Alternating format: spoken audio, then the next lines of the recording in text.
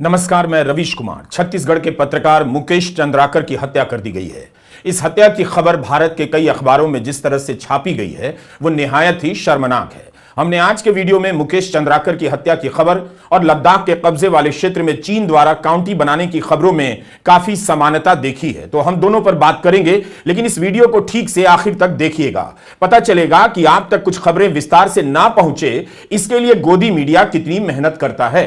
तो चीन ने लद्दाख के कब्जे वाले क्षेत्र में 2 काउंटी बना दिए हैं।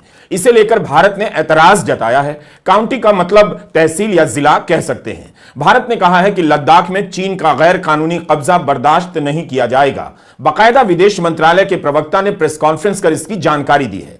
इसे लेकर खबरें छपी भी हैं, लेकिन उस तरह से नहीं जिस तरह से 22 अक्टूबर 2024 को छपी थी, जिनमें दावा किया गया था कि भारत और चीन के बीच लद्दाख सीमा पर गतिरोध समाप्त हो गया है। लेकिन आज के अखबारों में लद्दाख में कब्जा कर नई काउंटी बनाने की खबर कैसे छापी गई है और 22 अक्टूबर को कैसे छापी गई थी, जब आप दोनों को मिलाकर देखेंगे तो बंद आंखों से भी साफ साफ दिख जाएगा कि कैसे खबरें आपकी नजरों से हेरा फेरी करने लगी हैं। जागरण के राष्ट्रीय संस्करण में यह खबर पहले पन्ने पर तो है, लेकिन आप देख सकते हैं कि बीच में कहीं छपी है। प्रधानमंत्री ने शीश महल को लेकर जो आरोप लगाए हैं वो पहली खबर है। मेरे पास गाजियाबाद संस्करण आता है, इसके पहले पन्ने पर यह खबर नहीं दिखी कि चीन ने कब्जा किया है। 14 पन्नों के अखबार में आखिरी पन्ने पर छपी है लद्दाख के कब्जे वाले क्षेत्र में चीन ने बनाई 2 काउंटी। भारत ने जताया कड़ा ऐतराज। संवाददाता जयप्रकाश रंजन ने शुरुआत ही इस बात से की है कि अक्टूबर 2024 में प्रधानमंत्री मोदी और राष्ट्रपति शी जिनपिंग के बीच हुई मुलाकात में भारत व चीन के रिश्तों को पटरी पर लाने की सहमति बनी और 3 महीने भी नहीं हुए कि सहमति के दरकने के संकेत मिलने लगे हैं। इस खबर के बाद हमें भी लगा कि 22 अक्टूबर 2024 का पेज जागरण का देखना चाहिए कि उस समय कैसे छापा गया था।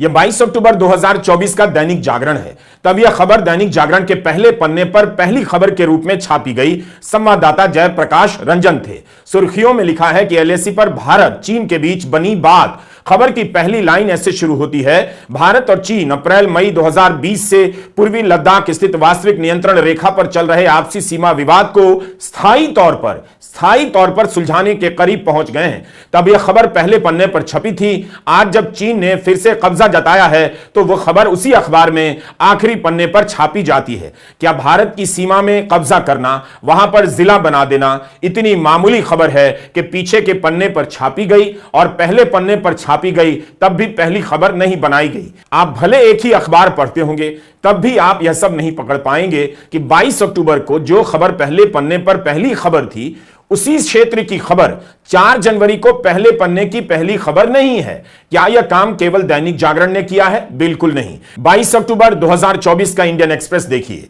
यहां से वहां तक यानी पहले पन्ने पर यह खबर 6 कॉलम में छापी गई है।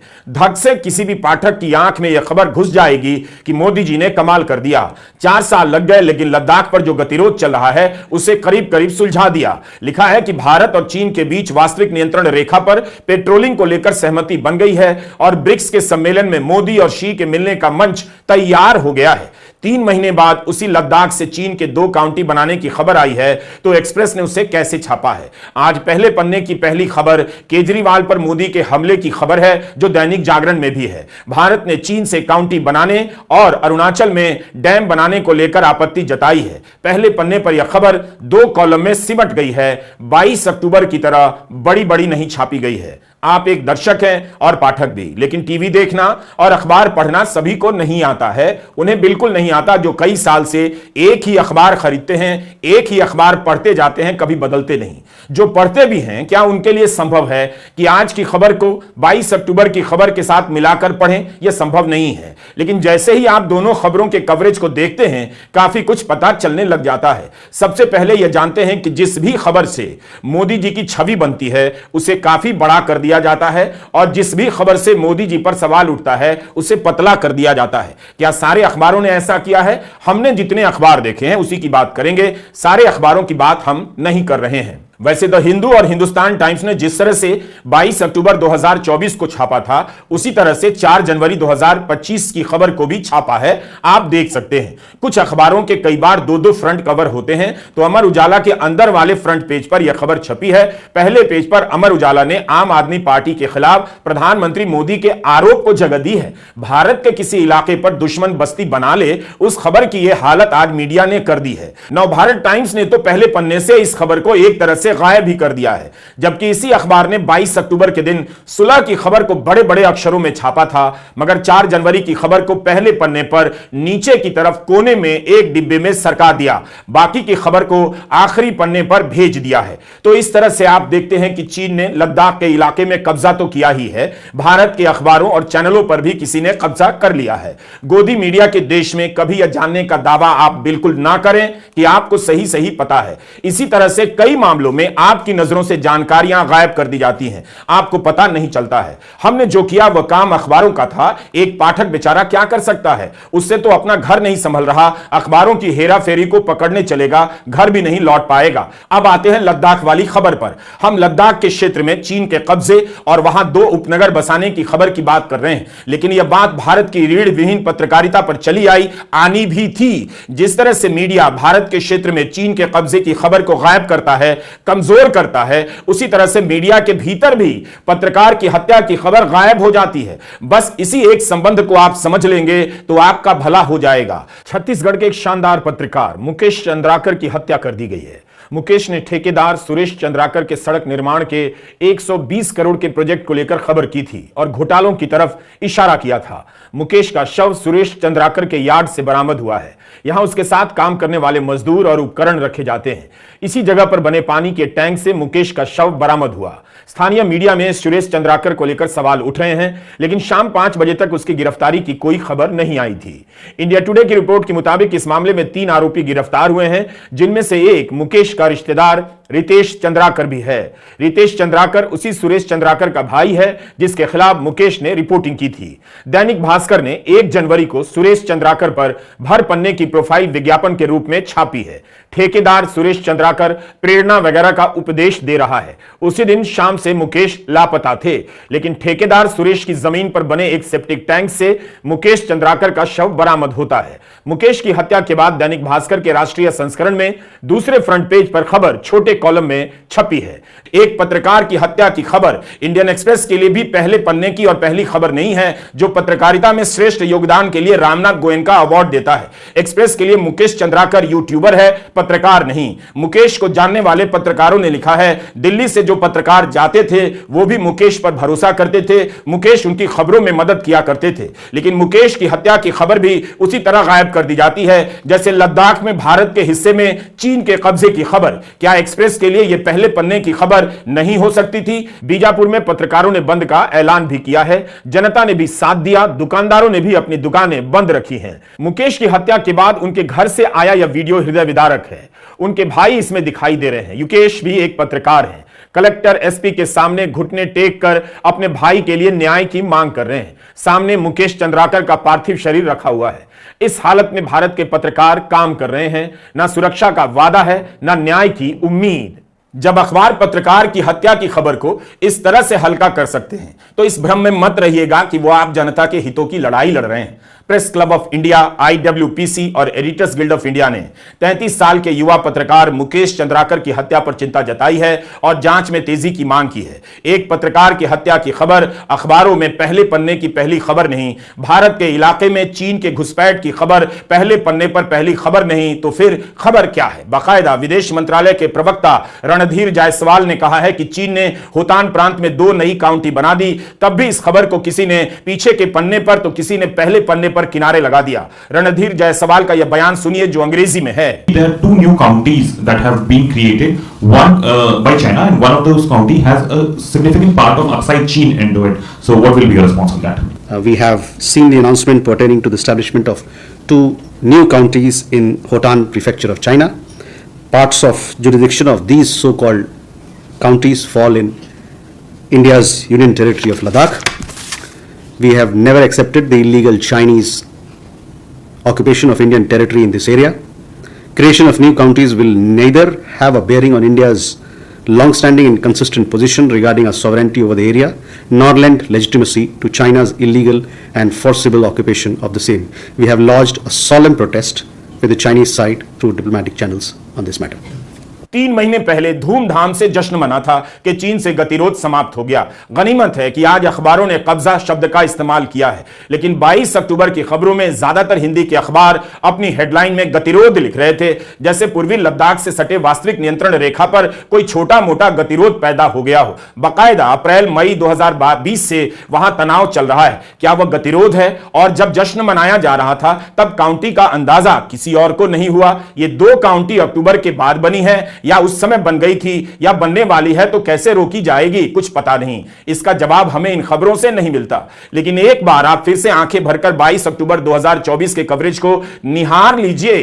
किस तरह से ढोल पीटा गया कि गतिरोध समाप्त हो गया, तो चीन ने भी पुष्टि कर दी है। चीन की पुष्टि पर इतना जोर देखकर मेरे मन में एक बात आई, क्या यह भारत के दावे से ज्यादा चीन की पुष्टि पर ज्यादा भरोसा करने लगे हैं? भारत का ही दावा काफी नहीं है कि चीन से गतिरोध समाप्त हो गया है, तो हम इस हालत में भी आ गए हैं। मैंने तब इस तथाकथित बड़ी खबर पर कोई वीडियो नहीं बनाया था, क्योंकि मुझे खुद भरोसा नहीं हुआ। लगा कि थोड़ा इंतजार कर लेते हैं, देखते हैं इस दिशा में आने वाले दिनों में क्या प्रगति होती है, कैसी कैसी खबरें छपती हैं। मैंने तब वीडियो नहीं बनाया, आज बना रहा हूं, जब विदेश मंत्रालय ने ही कहा है लद्दाख से सटे क्षेत्र में चीन ने काउंटी यानी एक तरह की तहसील या जिला बना लिया है। 22 अक्टूबर 2024 को जब यह खबर आई कि पूर्वी लद्दाख में गतिरोध समाप्त हो गया, उसी अक्टूबर के महीने में कजाकिस्तान में होने वाली ब्रिक्स की बैठक में प्रधानमंत्री मोदी और चीन के राष्ट्रपति शी जिनपिंग की मुलाकात होने वाली है। यह खबर बड़ी बड़ी छापी गई। 5 साल बाद दोनों के बीच बातचीत होगी, इसे काफी महत्व दिया गया, क्योंकि सितंबर 2022 में जब उज्बेकिस्तान में एससीओ सम्मेलन हो रहा था, तब प्रधानमंत्री मोदी और शी जिनपिंग की मुलाकात नहीं हुई। सम्मेलन शुरू होने से पहले जो डिनर हुआ, प्रधानमंत्री मोदी उसमें नहीं गए। अगले दिन ग्रुप फोटो के लिए समय कम बचा था, तब वे मंच पर आए। ना तो जिनपिंग से हाथ मिलाया, ना उनकी तरफ देखकर मुस्कुराए। तस्वीर में दोनों साथ में खड़े हुए देखे जा सकते हैं, मगर मीडिया रिपोर्ट में यह बात पता चलती है कि दोनों के बीच किसी प्रकार की बातचीत नहीं हुई। लेकिन ब्रिक्स की बैठक को लेकर मीडिया में खूब रंग जमाया गया कि मजबूत नेता ने कमाल कर दिया है टाइप से। इन खबरों से यही लगता है कि मीडिया अंधेरे में तीर चलाता है या आपको जानबूझकर अंधेरे में रखता है। उसे सरकार से साफ साफ सवाल पूछना चाहिए, तो इस हाल में भी वो ऐसे मौके की तलाश में रहता है कि खबरों की आड़ में सरकार का जयकारा लगा सके। 22 अक्टूबर 2024 को जब गतिरोध समाप्त होने की खबर आई, तो उसके अगले दिन कांग्रेस महासचिव जयराम रमेश ट्विटर पर लंबा चौड़ा बयान लिखते हैं। इस बयान के एक एक हिस्से को ध्यान से सुनिए, पता चलेगा कि जयराम का सवाल अपनी जगह पर कितना सही था। जयराम लिखते हैं, और मैं पढ़ रहा हूं कि मोदी सरकार की इस घोषणा को लेकर कई सवाल बने हुए हैं कि वास्तविक नियंत्रण रेखा एलएसी पर पेट्रोलिंग की व्यवस्था को लेकर चीन के साथ समझौता हो गया है। विदेश सचिव ने कहा है कि इस समझौते से सैनिकों की वापसी हो रही है और अंततः 2020 में इन क्षेत्रों में पैदा हुए गतिरोध का समाधान हो रहा है। हम आशा करते हैं कि दशकों में भारत की विदेश नीति को लगे इस झटके का सम्मानजनक ढंग से हल निकाला जा रहा है। हम उम्मीद करते हैं कि सैनिकों की वापसी से पहले जैसी स्थिति बहाल होगी जैसी मार्च 2020 में थी। यह दुखद गाथा पूरी तरह से चीन के संबंध में प्रधानमंत्री नरेंद्र मोदी की नासमझी और भोलेपन का नतीजा है। गुजरात के मुख्यमंत्री के रूप में मोदी जी की चीन ने 3 बार भव्य मेजबानी की थी। प्रधानमंत्री के रूप में उन्होंने चीन की 5 आधिकारिक यात्राएं की और चीनी राष्ट्रपति शी जिनपिंग के साथ 18 बैठकें की। इसमें उनके 64वें जन्मदिन पर साबरमती के तट पर बेहद दोस्ताने अंदाज में झूला झूलना भी शामिल है। जयराम रमेश लिखते हैं कि भारत का पक्ष 19 जून 2020 को सबसे ज्यादा कमजोर हुआ जब प्रधानमंत्री मोदी ने चीन को बेशर्मी से क्लीन चिट देते हुए कहा, ना कोई हमारी सीमा में घुस आया है, ना ही कोई घुसा हुआ है। यह बयान गलवान में हुई झड़प के 4 दिन बाद ही दिया गया था, जिसमें हमारे 20 बहादुर सैनिकों ने सर्वोच्च बलिदान दिया था। उनका यह बयान न सिर्फ हमारे शहीद सैनिकों का घोर अपमान था, बल्कि इसने चीन की आक्रामकता को भी वैध ठहरा दिया। इसके कारण ही एलएसी पर गतिरोध के समय समाधान में बाधा उत्पन्न हुई। पूरे संकट पर मोदी सरकार के दृष्टिकोण को डीडीएलजे के रूप में वर्णित किया जा सकता है। डिनाई, डिस्ट्रैक्ट, लाई, जस्टिफाई, यानी इनकार करो, ध्यान भटकाओ, झूठ बोलो, न्यायोचित ठहराओ। इसे जयराम ने डीडीएलजे कहा है। इस बीच संसद को सीमा की चुनौतियों से निपटने के लिए, हमारे सामूहिक संकल्प को प्रतिबिंबित करने के लिए बहस और चर्चा करने का कोई अवसर नहीं दिया गया। पिछली सरकारों में इस तरह के गंभीर मुद्दों पर चर्चा और बहस की परंपरा रही है। जयराम रमेश ने जब अक्टूबर 2024 के इस कथित समझौते को लेकर सवाल उठाया होगा, तब आपको भी लगा होगा कि विपक्ष रंग में भंग का काम करता है, नकारात्मक हो गया है, उसका तो काम ही है आलोचना करना। लेकिन 3 महीने बाद जब आप जयराम रमेश के बयान को देखते हैं तो यही लगता है कि विपक्ष ने सही सवाल उठाया। जब गतिरोध समाप्त हो गया था तो चीन ने काउंटी कहां से बना ली, ब्रह्मपुत्र नदी पर अपने हिस्से में बांध कैसे बना लिए और भारत को क्यों नहीं जानकारी दी। जयराम रमेश ने पूछा था, आप चीन के साथ समझौता कर रहे हैं तो भारत की जनता को विश्वास में लेना चाहिए, उसे सारी बातें बतानी चाहिए। हुआ यह कि 22 अक्टूबर 2024 को खबरें तो धूमधाम से छप गईं, उसके बाद कभी यहां से तो कभी वहां से ऐसी खबरें आने लगी जिससे 22 अक्टूबर की खबर पर संदेह होने लगा कि वो खबर दरअसल क्या थी। लद्दाख से जुड़ी कब्जे की नई खबर के बाद 22 अक्टूबर की घोषणा का क्या औचित्य रह जाता है, यह भी तो एक सवाल बनता है। जयराम ने तब कई सवाल पूछे थे। क्या भारतीय सैनिक डेप्सांग में हमारे दावे वाली लाइन से लेकर बॉटलनेक जंक्शन से आगे के 5 पेट्रोलिंग पॉइंट्स तक पेट्रोलिंग करने में सक्षम होंगे जैसा कि वे पहले करने में सक्षम थे? क्या हमारे सैनिक डेमचोक में उन 3 पेट्रोलिंग पॉइंट्स तक जा पाएंगे जो 4 साल से अधिक समय से हमारे दायरे से बाहर हैं? क्या हमारे सैनिक पैंगोंग त्सो में फिंगर 3 तक ही सीमित रहेंगे जबकि पहले वे फिंगर 8 तक जा सकते थे? क्या हमारी पेट्रोलिंग टीम को गोगरा हॉट स्प्रिंग क्षेत्र में उन 3 पेट्रोलिंग पॉइंट्स तक जाने की छूट है जहां वे पहले जा सकते थे? क्या भारतीय चरवाहों को एक बार फिर चुशुल में हेलमेट टॉप, मुकपारे, रेजांगला, रिंचेनला, टेबल टॉप और गरुंग हिल में पारंपरिक चारागाहों तक जाने का अधिकार दिया जाएगा? क्या वे बफर जोन जो हमारी सरकार ने चीनियों को सौंप दिए थे, जिसमें रेजांगला में युद्ध नायक और मरणोपरांत परमवीर चक्र विजेता मेजर शैतान सिंह का स्मारक स्थल भी शामिल था, अब अतीत की बात हो गए हैं?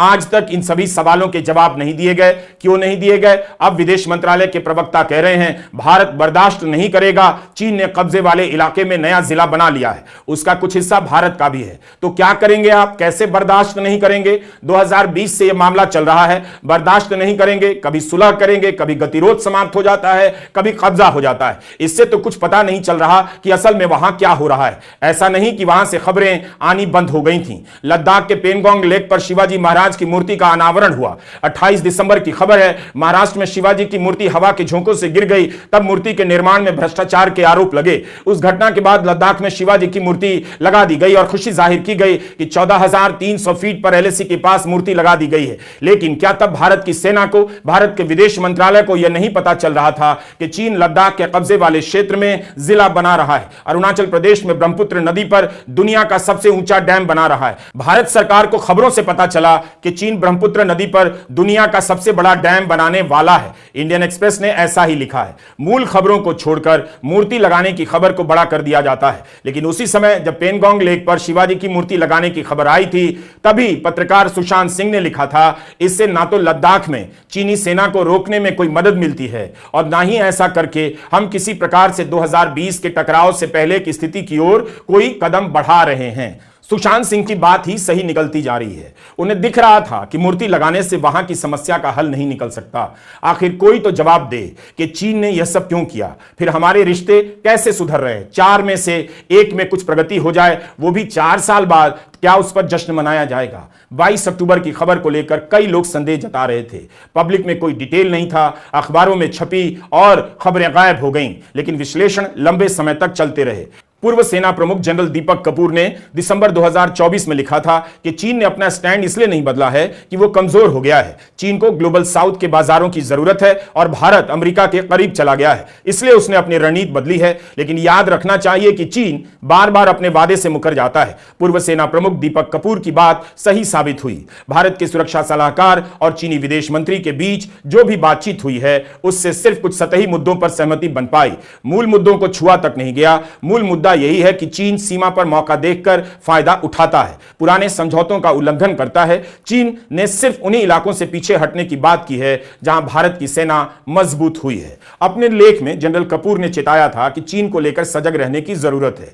उसी समय अमेरिकी मीडिया में रिपोर्ट हो रहा था कि चीन ने एलएसी पर तैनाती कम नहीं की। क्या आज की खबर के बाद जनरल कपूर के उठाए सवाल सही साबित नहीं हो जाते? क्या मूर्ति बना देने से चीन लद्दाख से घुसपैठ खत्म कर देगा? सुरक्षा मामलों के विश्लेषकों की बातों को क्या गंभीरता से लिया जा रहा है। 3 दिसंबर 2024 को एस जयशंकर ने संसद में एक बयान दिया। उनके बयान में यह बताने की कोशिश की गई कि भारत और चीन के बीच एलएसी को लेकर आम सहमति बन रही है, टकराव से पहले की स्थिति बहाल करने को लेकर सहमति बन गई है। उस बयान के बारे में मीडिया में रिपोर्ट हुआ था कि चीन और भारत के बीच रिश्ते सुधर रहे हैं। आज की खबर को देखकर उस बयान पर क्या संदेह किया जाना चाहिए? उनके उस बयान का पत्रकार सुशांत सिंह ने उसी समय विश्लेषण किया था। एक एक लाइन पर नोट डालते हुए सुशांत सिंह ने सवाल उठाए, क्या 21 अक्टूबर की सहमति के बारे में चीन और भारत एक ही शब्द इस्तेमाल करते हैं? कितनी बड़ी बात है, एक ही शब्द इस्तेमाल करते हैं। सुशांत सिंह लिखते हैं कि चीन कभी भी अग्रीमेंट शब्द नहीं कहता। जयशंकर के बयान को ध्यान से पढ़ने पर यह भी पता चलता है कि भारत के सिपाही फिर से पेट्रोल शुरू नहीं कर पाए हैं, सिर्फ उस प्रक्रिया को बहाल करने की प्रक्रिया चल रही है। सुशांत दिखाते हैं कि कैसे प्रशासनिक भाषा में लपेटकर आपसे जानकारी छिपाई जा रही है। घर बैठे बयान सुनकर आप सोच सकते हैं सब कुछ ठीक हो गया, पर अगर पत्रकार अपना काम ना करे तो क्या आप तक यह सब बातें पहुंच सकती हैं? चीन को लेकर क्या चल रहा है, सिर्फ इसी के आधार पर आप भारत के अखबारों का विश्लेषण करेंगे तो भारत और पत्रकारिता दोनों की तस्वीर सामने आ जाएगी। हम आपको फिर से याद दिलाना चाहते हैं, फरवरी 2023 में विदेश मंत्री एस जयशंकर ने एएनआई के पॉडकास्ट में चीन के बारे में कहा था, मैं एक छोटी अर्थव्यवस्था होने के नाते क्या करूं? एक बड़ी अर्थव्यवस्था से जाकर लड़ाई मोल ले लूं? रिएक्ट करने की बात नहीं है, यह कॉमन सेंस की बात है। इस पर हंगामा हुआ, उन्होंने सफाई भी दी। भारत के विदेश मंत्री चीन के सामने भारत को छोटा बता रहे हैं। अगर यही बात राहुल गांधी ने कही होती तो मीडिया आज तक उनके इस बयान को दोहराता कि भारत का अपमान किया, चीन के सामने भारत को कमजोर बताकर चीन की मदद कर दी। लेकिन उस बयान की चर्चा अब नहीं होती। आज भारत चीन से जमकर आयात कर रहा है। 2018-19 में भारत ने $70 अरब का चीन से आयात किया था। 2023-24 में यह आयात बढ़कर $101 बिलियन का हो गया, जबकि चीन भारत से बहुत कम आयात करता है, $16 बिलियन पर ही स्थिर है, इसी के आसपास है। क्या इस सच्चाई के नाते सीमा से जुड़े विवाद को कम जगह दी जाती है, या प्रधानमंत्री मोदी की छवि ना खराब हो जाए इसलिए सीमा विवाद की खबरें किनारे लगा दी जाती हैं? नमस्कार, मैं रवीश कुमार।